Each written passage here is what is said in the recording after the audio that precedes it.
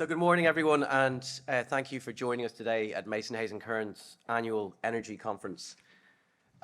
This year's conference is titled The Future of Energy Investment in Ireland. And I'm hoping after the sessions today, we're all going to be in agreement that, to quote a famous Cork man, say an opportunity effing a norm. Some of you may or may not get that, but we'll share the video afterwards. So we decided after last year's event in Dublin that due to the number of key clients we have in Cork and Munster, as well as Cork's importance as an energy hub and the increasingly important role it's going to play in Ireland's energy transition across offshore wind, onshore wind, green hydrogen, solar, as well as being a key location for the establishment of international multinationals, that it was important that we held the event here this year. And I'm delighted so many of you could make it. And I appreciate that people have travelled far. Some haven't travelled far at all, which is great and a relief for them, I'm sure. But some people have come from the UK, from France, from Spain to be here. But as our Cork clients, friends and colleagues might say, sure, where else would you rather be? So our annual energy conference is really intended to do three things. First and foremost is to say thank you to our clients and contacts in the energy sector by bringing together interesting speakers and providing an opportunity to network. Secondly, it's to help raise awareness of the issues that are being faced by the sector and to stimulate debate as to how those issues might be fixed. And I'd ask everyone in the room not to hold back today. Be as provocative as you can be in asking questions and raising issues that you're experiencing. And last but not least, it's to demonstrate the strength and breadth of MHC's legal services focused on the energy sector, which is one of the key sector focuses of the firm. So, look, fingers crossed we managed to achieve a few of those today. I'll shortly hand over to the MC for the day, Jonathan Healy. But before doing so, I just wanted to express my sincere thanks to Minister Michael McGrath for taking time out of his very busy schedule to be with us today. I think to have the Minister for Finance attending an event like this, only a few weeks out from Budget Day, demonstrates how important the sector is to the continued success of the Irish economy. So thank you for being here. Thank you very much, Jonathan, and good morning, everyone. I'm absolutely delighted to be here with you all this morning, and it's really heartening to see such a large turnout. I'm sure it's not for me, but it's for the discussion that's going to follow later on, and listen to many of the experts who will be contributing here this morning as well. And I also want to thank Mason Hayes Curran for giving me the opportunity to come home to Cork on a Wednesday night, my home, even though I have to go back to Dublin again in a minute. It was nice to have an opportunity to come back home once again. But I do want to compliment Mason Hayes Curran for this annual conference, the first time being held in Cork, and I think is appropriate and fitting that it is held here this year. And I want to also acknowledge the support of the Irish Examiner. And in particular, I want to thank Owen Cassidy, of course, from Mason Hayes Curran, Will Carmody, the managing partner, Emer Shelley, ESG partner, and Peter MacLay, energy partner, and all of the energy sector team in Mason Hayes Curran for organising an excellent lineup today. And I think it's going to be a very exciting and a very engaging event, and it is certainly very, very timely. I know the company, the firm, continues to provide expertise and advice on helping firms to navigate the complex legal and commercial issues that arise in the energy sector. So it is very timely and apt to have a discussion here this morning on the theme of this year's event, the future of energy investment in Ireland. And you have gathered a very varied group of guests, and I know it will make for a very insightful discussion over the course of the day. Cork has long been an energy hub in Ireland, but I think its importance as an energy hub will move to another level in the coming years as we exploit the potential that we have, particularly in the offshore renewable space, and I'll speak more about that in a moment. Central to maximising the potential of this will be the development of the Port of Cork, who recently launched their master plan setting its future course out to 2050. It is uniquely positioned with planning permission and a foreshore licence. The Port of Cork is the ideal location to accommodate the offshore renewable energy development and provide the essential enabling infrastructure and we do need to consider all of the different elements and components that are essential if we are to reach the potential that is undoubtedly there. The master plan of the Port of Cork involves moving port activity entirely, eventually, from Cork City downstream to the Lower Harbour in Ringaskiddy, with easier access to deeper waters and shipping lanes, and to allow the city centre here along the city quays and Tivoli, the current container terminal, to be developed for mixed-use development, for housing, for offices, for retail, in what will be one of the most exciting urban regeneration projects in the country, underlining the importance of this city as an economic and social centre. Of course, around the future of energy policy has to be a recognition that climate change and environmental degradation are threats to us all. And we are now getting daily reminders of the existential nature and the severity of that threat, and indeed the acceleration of the threat in recent times. The effects of climate change are already clear and evident, with extreme heat waves, droughts, wildfires having swept many parts of the world. And I know you will all join with me in expressing our deepest sympathies to the people of Libya. Watching the scenes on television and on social media since last Sunday has been really heartbreaking, the devastation caused by the recent catastrophic floods. And of course, we also extend our sympathies to the people of Morocco for the terrible tragedy that has befallen them in recent days as well. This year, 2023, is now virtually certain to be the warmest year since records began in the mid-1800s. So if we ever wanted a wake-up call, that statistic is as stark as it gets. From a European perspective, the State of the Climate in Europe report, published earlier this summer, points a stark picture of the existential crisis that we're facing, highlighting that our continent in Europe has been warming twice as fast as the global average since the 1980s, with far-reaching impacts on the ecosystems on which we rely. And so when we ask developing nations to do more, they will rightly point the finger back at us and ask, what are we doing because of the contribution that we have made to causing climate change in recent times. And there's no doubt that climate change is taking a major human, economic and environmental toll, and that there's a collective responsibility on all of us to take urgent action. It's not about pointing to the person next to us or the other business or the other sector.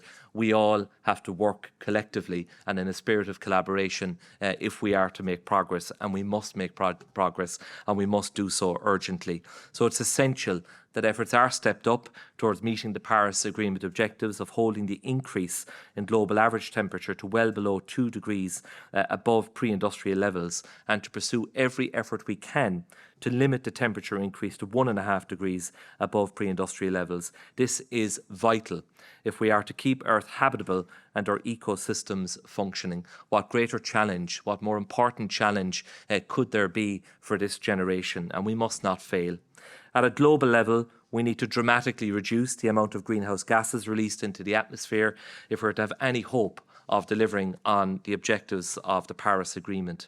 And achieving this goal will involve nothing less than a full transformation of our economy and our society. And it is not going to be easy. We know we must act, and by acting now, we can build a cleaner and a greener economy and society, which creates opportunities for all of us as well as challenges. It is clear we need to invest in our future, and in particular in our energy infrastructure and energy systems, which in turn has a vital role in supporting the decarbonisation of other sectors across the economy.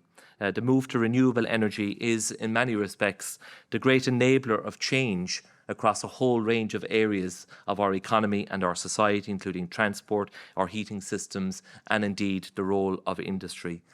Our government here in Ireland is committed to playing a leading role in tackling climate change. And over the past number of years, since the current government came to office in 2020, we have significantly amplified our focus on climate action.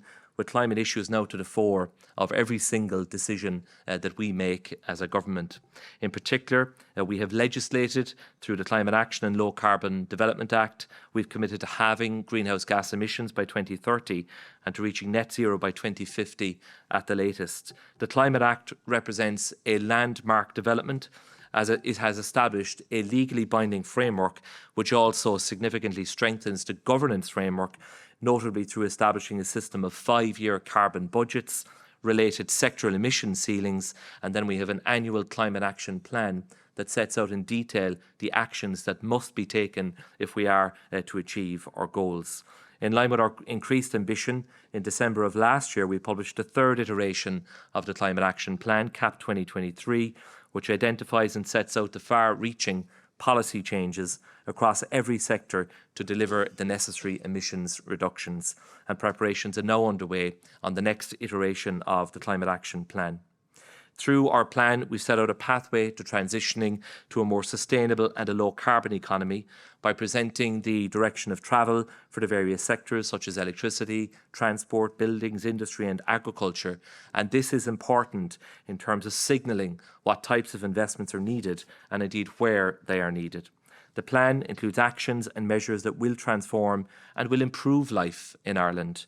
It involves an ambitious programme of retrofitting homes, supporting sustainable farm practices that will enable farmers to lower their carbon footprint, working to help decarbonise industry and to support investment in decarbonisation technologies, and working to ensure that sustainable transport modes will account for half of all daily trips. And in this very city, we have very ambitious plans with the Cork Commuter Rail project, which we are now investing in, and also in the Cork Metropolitan Area Transport Strategy, where we're seeing an increased emphasis on investment in public transport, in active travel for pedestrians, for cyclists, and we will continue with that programme of investment to make sure that we improve quality of life as well as reducing carbon emissions from the transport sector. In relation to the energy sector specifically, we have committed to delivering up to 80% of Ireland's electricity from renewable sources by the end of this decade, which will be achieved through delivering by then 9 gigawatts of onshore wind, 8 gigawatts of solar, at least 5 gigawatts of offshore wind, and at least 500 megawatts of local community-based renewable energy projects, and increased levels of new micro-generation and small-scale generation. We are committed to a sustained programme of investment as a government in, for example, grid-scale renewable electricity generation and storage, expanded and strengthened electricity transmission and distribution network, replenishing and electrifying our vehicle stock, and retrofitting our homes to improve their energy efficiency and replace fossil fuel heating systems. And all of this will help fundamentally to give us energy security, which in the last couple of years, since the terrible war in Ukraine started with the Russian invasion, the fundamental importance in terms of strategic autonomy of having energy security, I think is now recognised across Europe as being a top priority. Delivering on this level of ambition will require major levels of investment, which will necessitate combining public spending and private investment with direct capital supports, market mechanisms and regulatory requirements, all having an important role to play. In recognition of the importance of public spending to deliver our transition to a low-carbon economy, we set out our National Development Plan, which I brought forward in my previous role, out to 2030 with a total capital envelope of €165 billion. And there are climate tests set out within that plan for all of the major capital projects that we seek to bring forward. We also have a National Recovery and Resilience Plan, which is funded by European Union funding. It prioritises sustainable, equitable, green and digital recovery in a manner that complements and indeed supports the government's climate targets. As well as this, we are supporting the deployment of additional electricity generation through the auction-based Renewable Electricity Support Scheme, which is financed by the PSO levy. And as many of you will know, the third onshore renewable electricity support scheme was launched in April, while the results of the first one were announced this summer back in June. And these schemes are essential in incentivising private capital investment to deliver the target of 80% of renewable electricity or electricity from renewable sources by the end of this decade. And I do want to underline the importance of that private capital and leveraging and attracting private capital. And we have done much of it here in Cork in the last number of years. Many companies have come here, have partnered with local companies, and I know you need to see and want to see a sustained commitment from government to accelerate our plans for renewable offshore investment, and I want to assure you of our 100% commitment in that regard. Investment signals from government are also important. We have the carbon tax, which is a central pillar of the government's overall decarbonisation strategy and also helps to drive behavioural changes. So we are providing certainty out to 2030 by setting out a trajectory of increases in carbon pricing, which gives an assurance to consumers, to businesses and investors alike of what the trajectory is over that period of time. And it's not to raise revenue, it is to change behaviour, and we are using every cent of what we collect to give back to the people of Ireland through energy efficiency upgrades, social protection schemes to tackle fuel poverty, and also to support the farming community as they move to more sustainable methods of farming. Other areas of tax are also important in supporting the climate transition. Accelerated capital allowances, providing incentives for investments in energy efficient equipment. The suite of incentives to support the uptake of electric vehicles, including through benefit in kind rules, the zero rate of VAT on the supply and installation of solar panels for private dwellings, which I announced this year. And in a few weeks' time, we will have, as Jonathan said, the budget for 2024. And I am examining what more can be done through our taxation system to accelerate the journey that we are all on towards decarbonisation. And there will be new measures and enhanced measures in the budget to help accelerate that process. It is so vital that we recognise as a government that the scale of investment needed to transform our energy system here in Ireland is beyond what the public sector alone can facilitate, notwithstanding the strength of the public finances and the surpluses that we are running. So it is imperative that we encourage the development of sustainable businesses and to ensure that financial markets increasingly embed sustainability and reorient private capital flows towards sustainable investments, because that can be a real game changer if that happens at a systemic level. And I believe that the sustainable finance sector can play an integral role in contributing to financing the low carbon transition, and this includes the role of sovereign green bonds. Green bonds are a valuable tool for governments as they help to diversify and reduce the cost of capital for green projects by attracting new investors, while also acting as a catalyst to mobilise private capital towards sustainable private sector projects and to develop the market for sustainable finance. So to date, Ireland's sovereign green bond issuance has raised over €10 billion, with the proceeds allocated to green projects across 6 categories, including energy efficiency, renewable energy and clean transportation. It is positive to see that we are seeing sustained consumer and investor appetite for green bonds. The Ireland Strategic Investment Fund, controlled and managed by the NTMA, which is under my own department, is also contributing to the green investment landscape. Last year, the revised ISIF impact strategy was launched, and that includes climate as one of its 4 key investment themes. Their climate strategy encompasses investments ranging from sustainable infrastructure to new technologies and business models that will help to underpin the transition to net zero across the key carbon-emitting elements of the economy: electricity, transport, buildings, agriculture, and indeed the broader enterprise sector. And we've also sought to guide the finance sector through our Ireland for Finance strategy, which is our strategy for the development of international financial services in Ireland, and its successive action plans, including the Sustainable Finance Roadmap, setting out actions to make Ireland a leading jurisdiction for sustainable finance by 2025. So to move us forward, we believe that talent and skills are vital. We want professionals that are capable, informed and enthusiastic about seeking out strategic sustainable investments and taking calculated risks, at the same time as phasing out investments that are unsustainable in the longer term. So we've invested in training, developed new courses, have upskilled more than 4,000 professionals in sustainable finance via our SkillNet programmes. In this field, Ireland's International Sustainable Finance Centre of Excellence will be a key part in our cultivating talent and the development of strong compliance culture and best practice in Ireland. So we in government are working with the European Union partners as well.